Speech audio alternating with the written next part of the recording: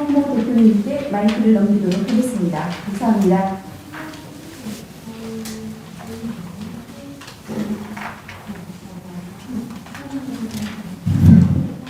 그러면 토론을 시작하겠습니다. 토론의 제1부는 국민과 재외동포 주제로 임채환 원장님께서 한국의 재외동포 인식 현황과 정책 방향 제목으로 발표해 주시고, 윤진 교수님께서 귀환 동포 지원 정책에 관한 국민 인식과 정책 개선 방안 발표해 주시고, 그리고 박승지 교수님과 황상석 관장님 두 분이 토론을 해주시겠습니다. 제일 처음에 임채환 원장님께서 한국인의 재외동포 인식 현황과 정책 방향 20분 범위 안에서 발표해 주시겠습니다. 네, 방금 소개받은 임채환입니다.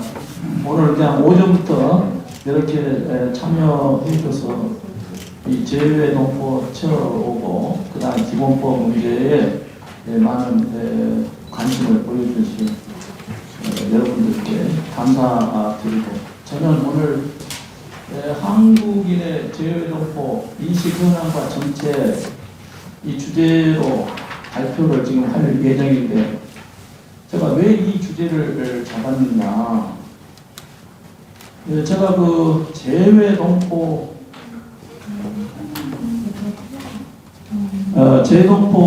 재단에서 매년 출판물을 이렇게 편집해서 이렇게 제출을 하는데, 그 자료를 보게 돼 있어요, 우연하게. 그것이 2007년입니다. 2007년부터 원래 경년제로 이렇게 해서 지금 2021년까지 자료가 나와 있어요.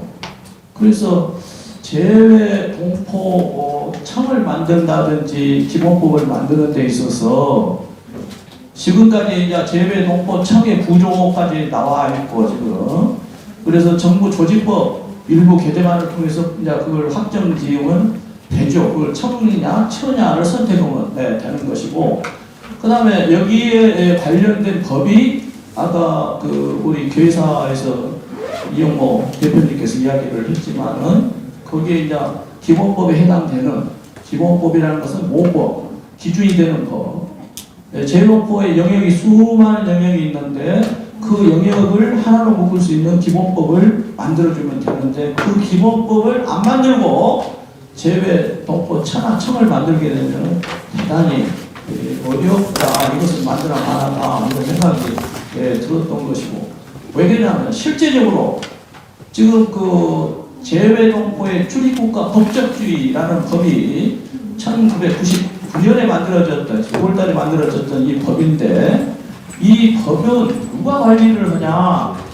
관리권 외교부에다 법무부에가 있어요. 그러니까 참 구조가 이상하게 돼가지고 주무 부처는 외교부고, 거기에 대한 법을 만들어가지고 운영하는 데는 법무부고, 그러니까 이래도 못하고 저래도 못하고, 그래서 25년 동안, 23년 정도 됩니다만, 이 23년 동안 법당법이 없었죠. 재외동포 정책이 있었어요. 뭘 보고 재외동포 정책이라고 하는지, 예를 들어서 북한의 포용정책 이렇게 하든지, 평화 번영정책 하듯이 딱 떨어지는 그 정책이 한 번도 없었잖아요, 사실은. 그것이 뭐냐, 구조로 파악했을 때 정부 기관 간에 컨트롤 타워가 없었다. 이번에는 법무부가 됐든 외교부가 됐든 컨트롤 타워를 지정해 줘야 된다. 그 지정해 주는 것이 바로 무엇이냐, 법을 제정하는 그 권한을 부여한 것이 아니겠는가. 그래서 그러다 보니까 이 재외동포 기본법에 대한 이야기를 저희들 아까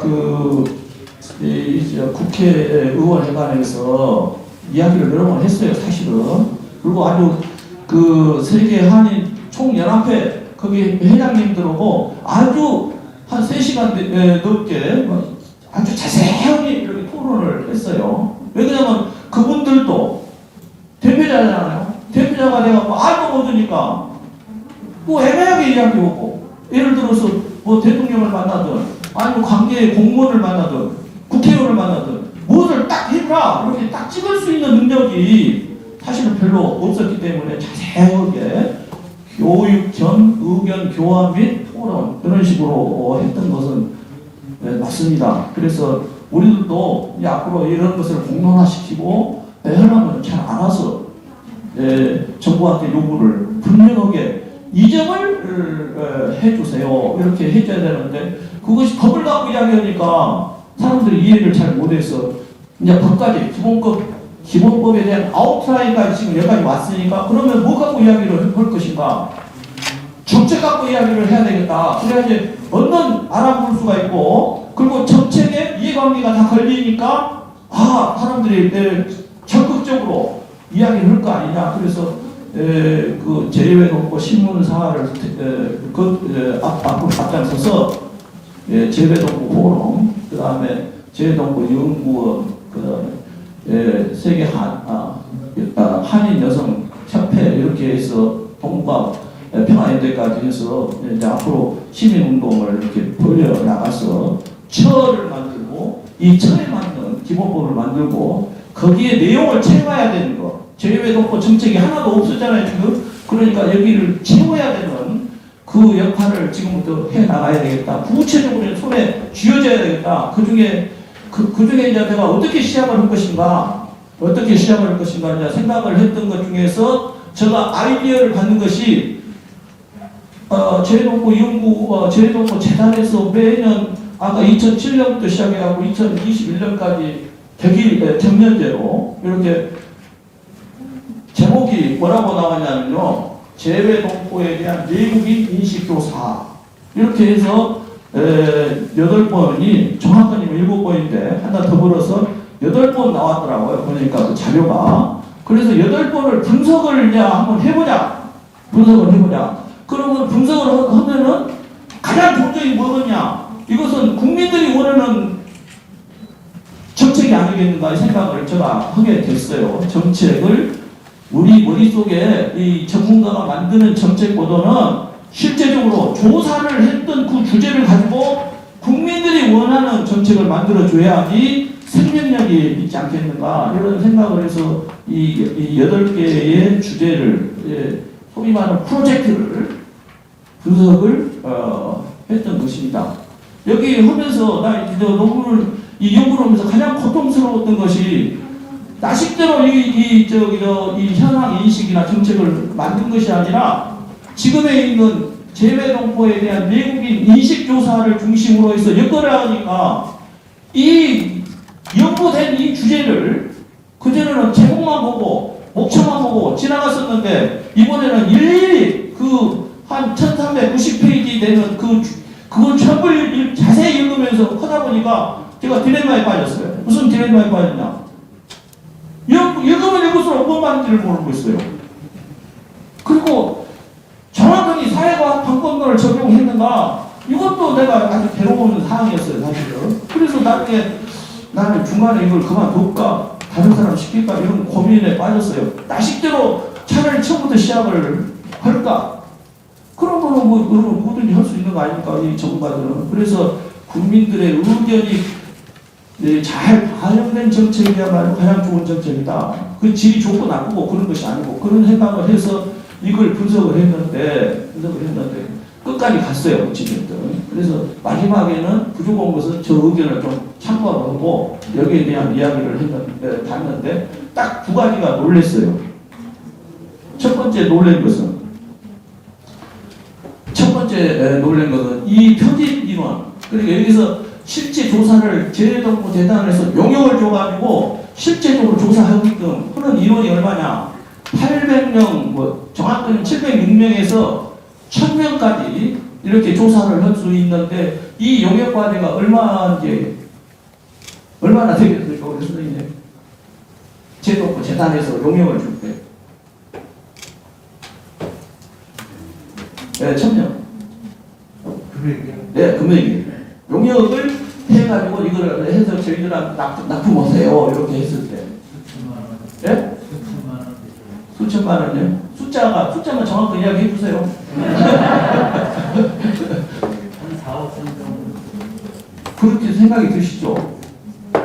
1000명이면 한 사람당 조사를 할 때 인터뷰 하는데 10,000원씩만 하더라도 이거 1억이 들어가야 되잖아요. 근데 1,000만 원.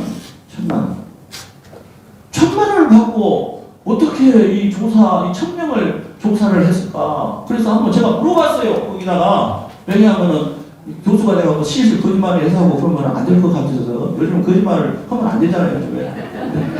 그래서 물어봤어요. 그랬더니 전문조사 기관에 600만 원이 들어가고 나머지 쓰는 비용이 400만 원 들어가서 1,000만 원이다.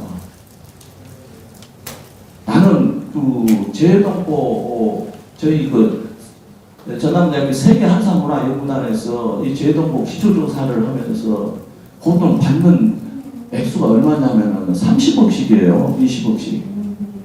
그렇게 해서 조사를 책임지고 하는데 1,000만 원을 받아가지고 조사를 할 수 없는 상태에서 조사를 해나니까 이 프로젝트의 질이 읽으면 읽을수록 뭐만 일을 모르고 과적지도 않고 그러다 보니까 내가 실망이 대단히 했는데 그래도 어찌됐든 용기를 내서 왜 그런가 앞으로 우리는 어떻게 해야 될 것인가 하는 문제에 대해서 좀 정확하게 한번 이야기를 해보도록 하겠습니다. 오늘 목차는 대충 10가지 목차를 가지고 이야기를 했고요. 이 연구의 목적은 이것은 아까 거기에서 잡은 것도 있고 제가 첨부한 것도 있고 일단 적절한 정책 수단을 만들어야 되겠다. 이 법이나 제도나 정책이나 기구나 예산이나 사업이나 이것을 독자적으로 만들려고 하면 누가 해야 되냐? 재외동포 처가 만들어야 된다. 이것은 예산권이나 정책을 만들 때 자율권이 주어진 것이 처이기 때문에 그 다음에 처는 무엇이냐?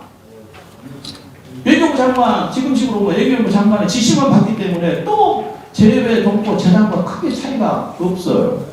그러니까 이제 똑똑한 청장을 만나면 맥자 잡고 해가면서 또 하겠지만은 덜 똑똑한 그냥 일어나 잘하는 그런 정치인 스타일의 청장을 만들면 또 우겨서 지시한 대로만 효과가 없을 것이다 하는 생각도 들고 그래서 두 번째로는 어찌됐든 그냥 정책을 만들기 위한 기초 자료 확보 평가를 해야 되겠구나. 그리고 재해동포 정책 이 사업을 고도화시켜야 되겠구나. 그 다음에 국민과 재해동포가 상호 이해를 하는 앞으로 그런 정책을 만들어야 되겠구나. 그 다음에 현장 조사를 통해서 유용한 자료를 우리가 생산을 해야 되겠구나. 이런 것들이 이번 여기에 나와 있는 내용을 좀 구체화시킨 내용입니다. 여기 아까 이야기했던 제가 분석을 했습니다. 여기서 2007년부터 2021년까지 나와 있는데 제가 깜짝 놀란 것 중에서 이런 거 있어요. 처음에는 내국인이라고 했다가 그 다음에 두 번째로 내국민이라고 했다가 또 그 다음에 내국민이라고 했다가 그 다음에 국민이라고 했다가 또 국민이라고 했다가 국민이라고 했다가 또 내국민이라고 했다가 소위 말하는 공공기관에서 프로젝트를 발주할 때 이런 식으로 합니까? 하나로 잡아야죠. 그래야 이제 이것이 약간씩 틀리더라도 일관성 있게 정책이 만들어질 거 아니냐. 이 제목부터 이 발주를 할 때부터 그래서 어찌됐든 고생은 많이 했어요. 조사하면서 136페이지부터 시작해갖고 194페이지까지 1349페이지 이 작업을 했고요. 거기에 제가 여기까지는 안 밝히려고 했는데 앞으로는 이런 거 정치권이 서로 하기 위해서 지금 조사했던 것이 폴리시 앤 리서치부터 이렇게 쭉 이렇게 GRI 리서치까지 이렇게 되어 있고 거기에 조사 인원이 708명부터 시작해서 1,300명까지 이렇게 되어 있습니다. 이것을 제가 평가를 했을 때 앞에 부분을 평가를 했을 때 이 용어가 계속 연구자에 따라서 바꿔지기 때문에 연구 단체에 따라서 바꿔지기 때문에 이 용어 사용, 용어에 대한 어법 사용이 통일되어 있잖아요. 어떤 데는 거의 교민이라는 말을 그냥 너무 많이 쓰고 어떨 때는 또 동포라고 쓰고 그리고 무슨 다른 일부 국적부 이상하게 쓰고 그러다 보니까 이 연구를 하는 팀이나 연구 관리를 하는 재독보 재단이나 이거 왜 관리 체제도 문제고 연구를 하는 팀도 문제고 이런 현상이 붙더라. 그다음 두 번째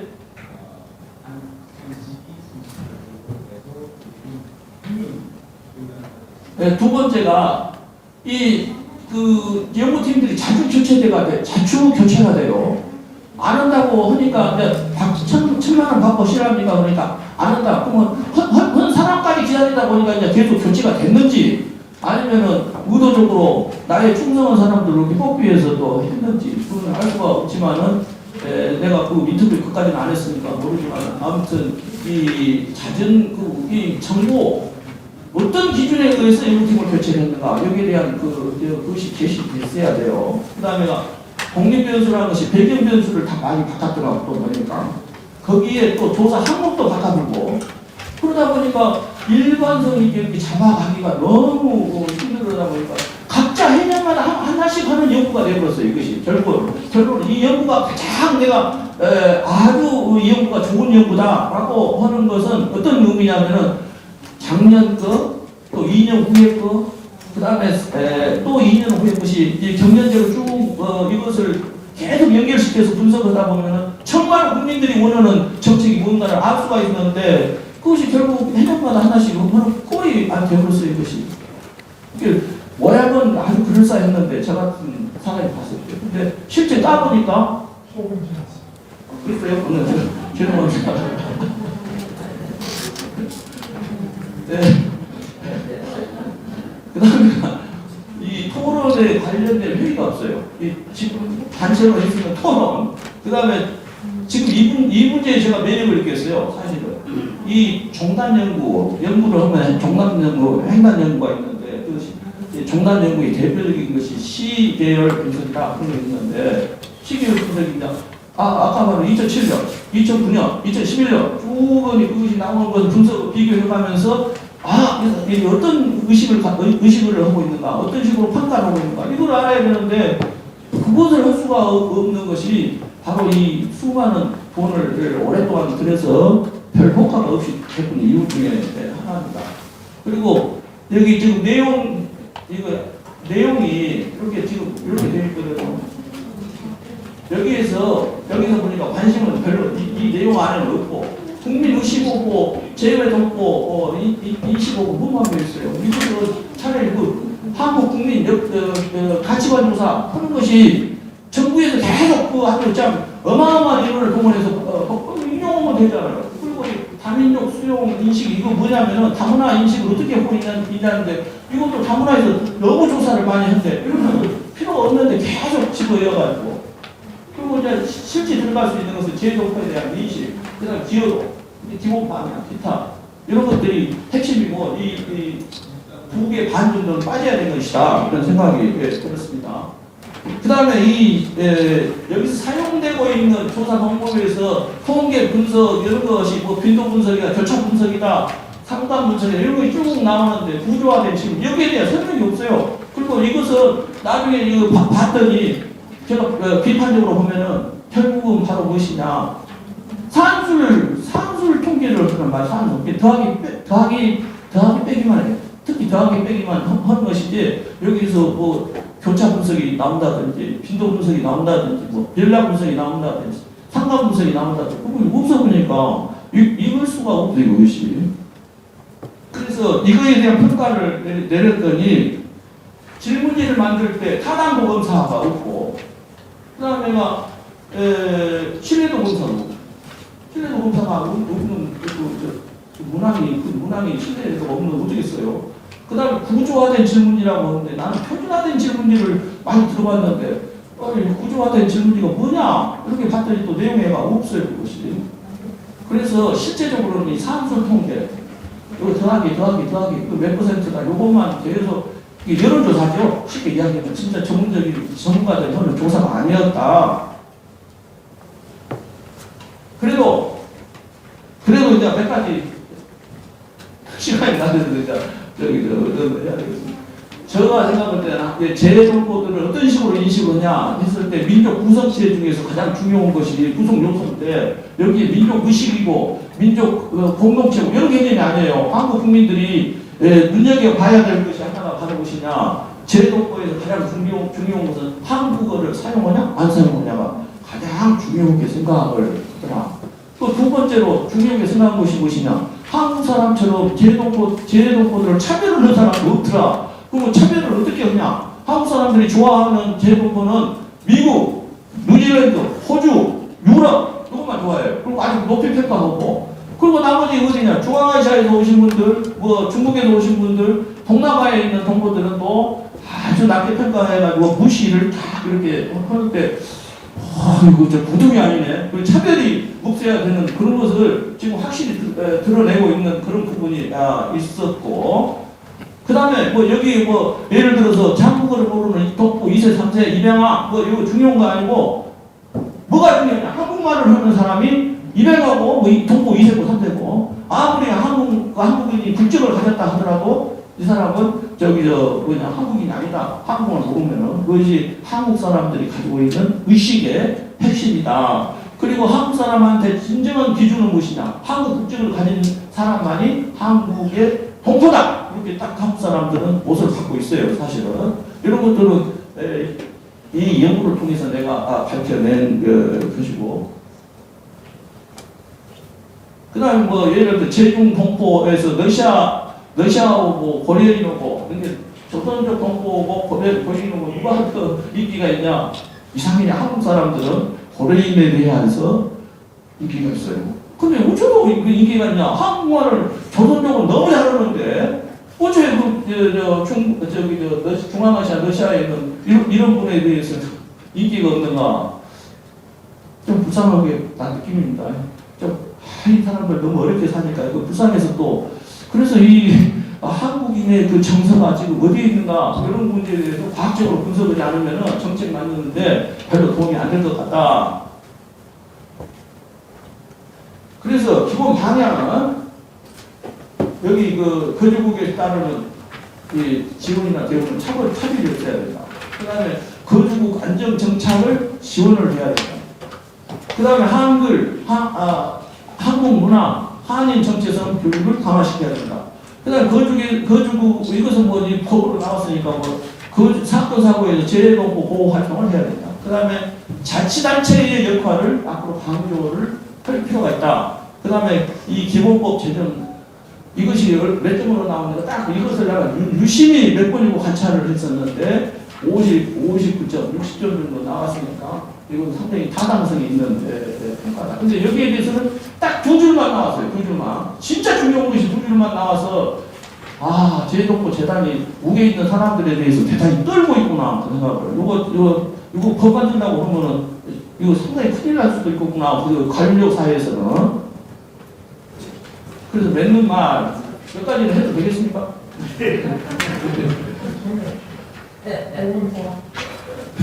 그래서 결론은 왜 재외동포 정책을 만드냐? 여기에 대한 지금 외교고, 그 다음에 재외동포 재단이고 답이 없는 것이 여기를 제가 조사 연구하면서 느낀 사항이에요. 그래서 재외동포를 위한 포용, 평화, 상생, 이 플랫폼이 어디냐? 바로 재외동포 처가 되든 척이 되든 이 플랫폼을 만들어야 되겠구나. 이것이 첫 번째 제가 말씀드릴 사항이고, 이건 저 이야기가 거의 3분의 2 이상입니다. 거의 대부분입니다. 열린 세계 한일 평화 공동체를 실현해야 된다. 열린다, 닫힌다. 이거는 열린 평화 공동체를 가야 되는데, 그러면 여기서 한민족이라고 안 부르고 한인이라고 했냐? 이미 여기 한국에 조선족이나 고려인들이 얼마나 있나? 100만 명 있어요, 지금. 그리고 결혼 이주자 26만 명 있어요. 그리고 노동자들 한 50만에 60만이 지금 있어요. 그러니까 이제 코리안이라고 이렇게 민족 공동체라고 하기는 이미 시간이 많이 지나버렸어요. 다문화 때문에. 그러니까 결국은 바로 무엇이냐? 그 적절한 표현이 한인이 아니겠는가, 그런 생각이 들어서 이 열린 세계 한인 평화 공동체, 이 왜 또 평화가 들어가냐? 그러면은 이 세계 한민족 공동체가 됐든 한일 공동체가 됐든 그러면 여기에는 한국이 있을 것이고 그 다음에 북한이 있을 것이고 그리고 제동부가 있을 것이고 세 개의 기둥이 모아서 세계 한민족 공동체를 이루려면은 북한하고 말도 싸우고 저렇게 그냥 뭐 술탄 던져싸고 내가 농담으로 한 것이고 미사일 계속 던져싸고 그럼 쓰겠어요. 나중에 지금도 그 한국전쟁이 끝나고 지금도 70년이 지났는데 가슴 아프잖아요 그 사람들. 근데 또 한 번 싸우면은 야 통일이고 뭐 이 지구상에 한민족이 있다고 생각을 하면 안 되잖아. 그러니까 그 누가 뭐라 그러든 미국이 뭐라 그러든 중국이 뭐라 그러든 러시아가 뭐라 그러든 그러면 그런 일 하지 마시라고. 우리는 평화롭게 살아야 될 공동체다.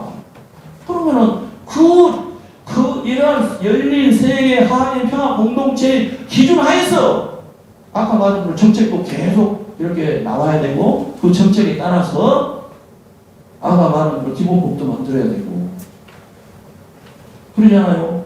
뭐 북한에 살고 있는 조선민주주의공화국의 그 인민들이 다 나쁜 놈만 있는 거 아니잖아요. 지금 탈북해서 한국에 오신 분들도 3만 명이나 지금 있는 상태니까 저거 어느 때 무너질 수 있다고 생각을 할 수 있는 부분은 있잖아요. 그리고 미래를 생각해서 평화롭게 살아야 된다. 그 다음에가 또 하나는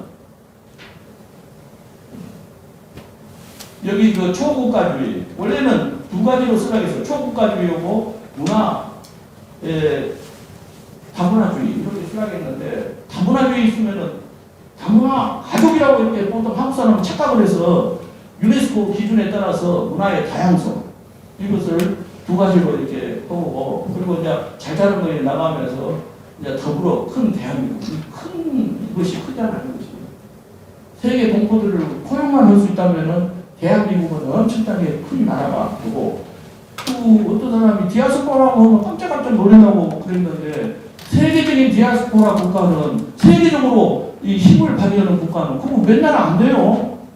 이 세계 디아스포라 세계 동포들을 끼워안아가지고 포용해가지고 이렇게 해서 성공한 나라들이 잘 나라들이 이스라엘도 있고 아일랜드도 있고 한가리도 있고 이태리도 있고 중국도 있고 인도도 있고 그 안에 끼기 쉽잖아요 사실은.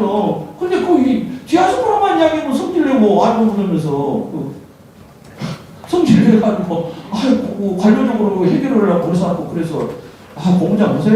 그리고 그냥 웃긴 노력을 많았습니다만 어찌됐든 이 대한민국과 더불어서 이 큰 대한민국을 만들려면 우리가 이렇게 마음을 열어야 된다. 그 다음에 아까 재외 동포에 대한 내국인 인식교사 프로젝트는 양적으로 실적으로 제국도에서 다시 시작을 해야 된다 이런 생각이 들고 그 다음에 재외 동포 포용 정책 법제화를 기본으로 해야 될 것이냐. 포용을 해야지. 그리고 만날 지원한다고만 생각할 필요가 없잖아요. 지원한 것이 아니라 사실 상생을 해가지고 저기서 미국이나 뭐 호주 카나다 유럽에 있는 동포들은 한국보다 잘 살아요 더.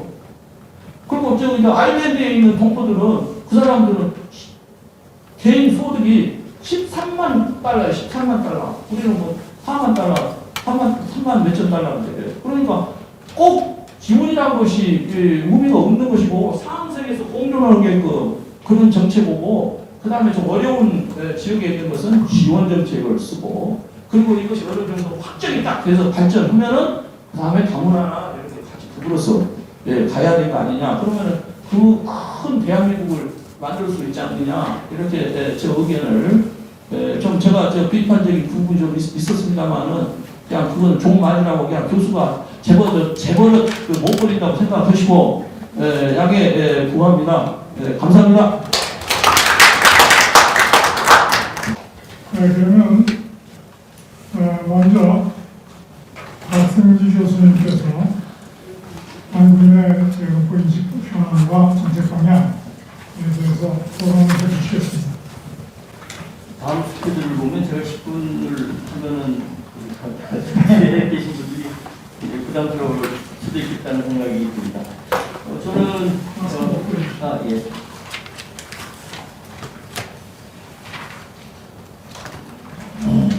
저는 임시영 교수님께서 발표하신 한국인의 재동포 인식 현황과 정책 방향에 대해서 토론을 하겠습니다.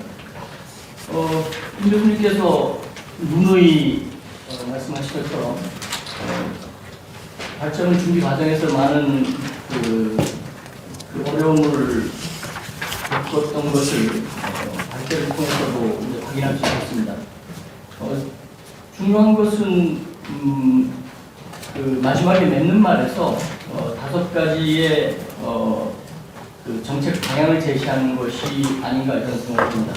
앞서 임시영 교수님께서 기존의 연구조사를 토대로 해서 발전을 만드셨었는데 그것은 우리가 참고할 가치는 있지만 여러 가지 점에서 좀 부족한 것이 있다고 말씀하셨고 또 마지막에 맺는 말에서 제시했던 그 정책들이 우리가 좀 눈여겨봐야 할 부분이 아닌가 이런 생각합니다.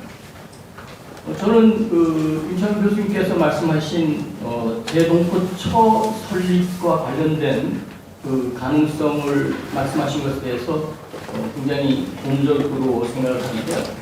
결국은 우리가 그동안 재동포 관련 전담 부서의 필요성을 요구했고 또 지금 정부가 재동포청을 설립하겠다고 발표한 것에 대해서 희망을 갖고 있는 것은 보다 바람직한 재동포 정책이 가능할 것이라는 그런 기대 때문이라고 믿습니다.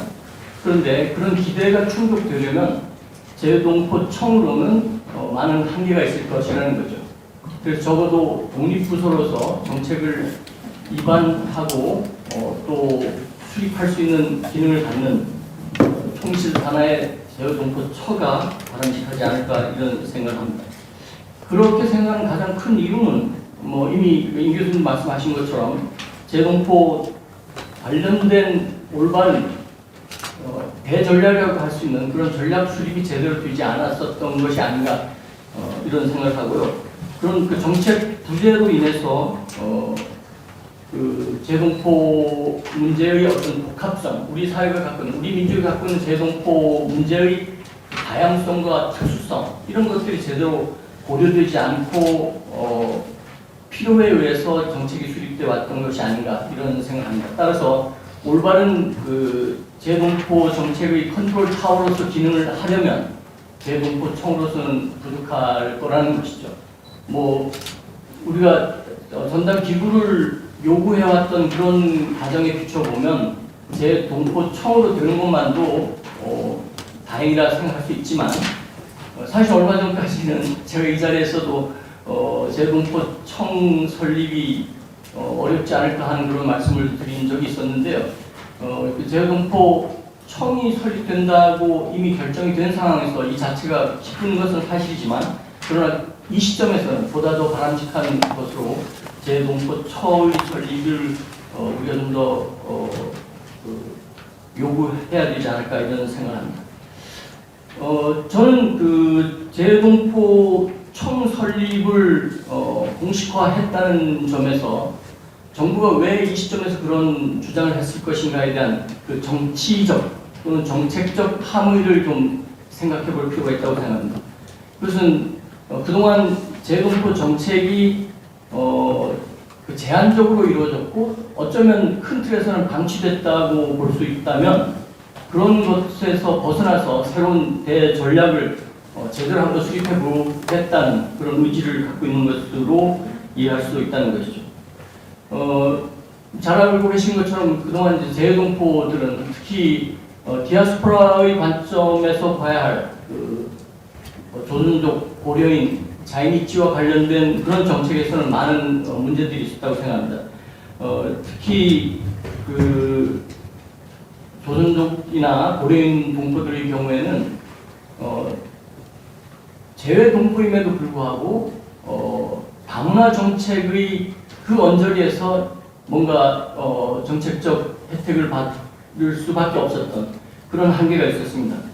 그래서 적어도 재외동포 관련된 전담부서가 생기게 되면 재외동포 정책과 다문화 정책이 분리돼야 한다는 생각을 하게 됩니다.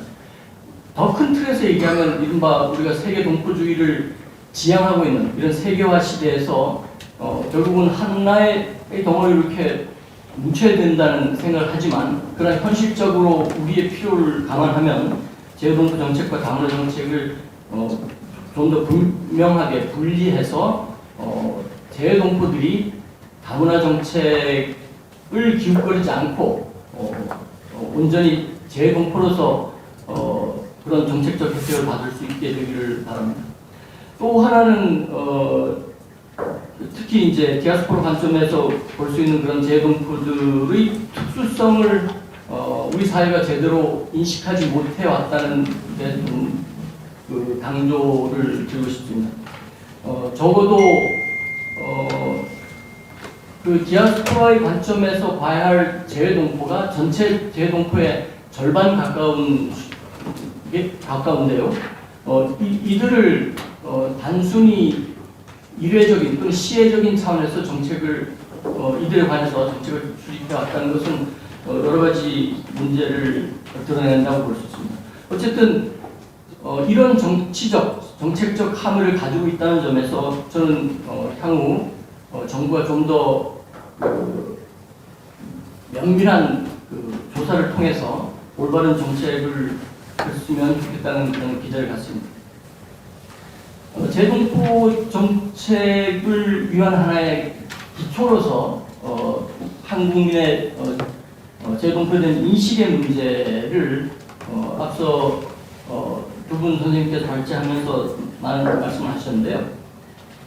저는 그 정책의 중요성을 생각하면서 우리 한국 사회가 재동포에 대해서 차별적 또는 편견을 갖게 된 그 바탕에는 정책적 요인이 적지 않다는 생각을 하게 됩니다. 그러니까 적어도 1992년 한중수교 이후에 전적 동포들과 직접적 공식적 관계 맺기를 해왔는데 그 이후에 우리 정부가 전적 정책을 취했던 것을 보면 우리 국민들이 그들을 차별적으로 편견을 가지고 보게끔 하는 그런 어떤 중요한 기제가 됐던 게 아닌가 이런 생각을 할 수 있다는 것이죠. 따라서 정책의 방향은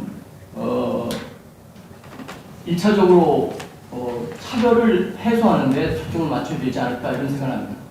내국인과 재동포 간의 차별 또는 재동포와 재동포 간의 차별, 제도적 차별, 인식의 차별 이런 수많은 그 차별이 존재하고 있는데 그런 차별을 어떻게 하면 극복할 수 있을 것인가 이런 부분에 대해서 함께 고민을 해야 된다고 생각하고요. 또 하나 말씀을 드리자면 특히 이제 그 고려인이나 전적 동포들과 관련한 비자 제도의 그 세밀함 이런 것을 좀 에서 좀 변화가 있어야 되지 않을까 생각합니다. 그러니까 그런 동포들에 대한 비자가 40여 개에 가까운데요. 전적 동포들이나 고려인들이 받는 비자의 그 종류가 한 40여 개에 가까운데 그 이유가 뭐냐면 결국은 그들을 어떻게 하면 제재하고 구분하려 해야 할 것인가에 대해 초점을 맞췄기 때문이라는 거죠. 결국은 재동포를 우리의 그 준국민으로 이해를 한다고 하면 그런다면 이런 그 구별이 필요하지 않을 것이라는 생각인 거죠. 어쨌거나 저는 많은 사람들이 염려하는 것처럼 지금 이 시점에서 재동포와 관련된 그런 전담 기구가 설립되는 그 희망이 계속 긍정적으로 작용을 해서 더 바람직한 좋은 그런 기구의 탄생 그리고 정책의 구현으로 이루어지기를 기대합니다. 이것으로 마치겠습니다.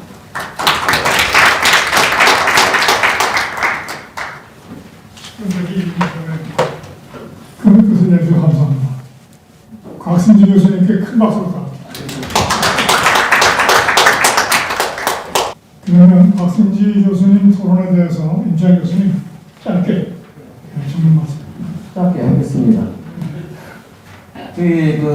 곽승기 교수님 그 의견하고 제가 발표드린 의견하고 크게 틀린 것이 없습니다. 그래서 하나만 요약 정리를 한다면은 결국 재동포 포용 정책이나 재배 동포 정책에서 중요한 것은 어떤 동포들은 상생하는 정책을 써야 될 것이고 공정 상생, 또 어떤 정책, 어떤 동포들은 지원 정책을 써서 확실히 지원과 상생을 공정을 구분해서 써야 되는 거 아니냐 이 말을 드렸습니다.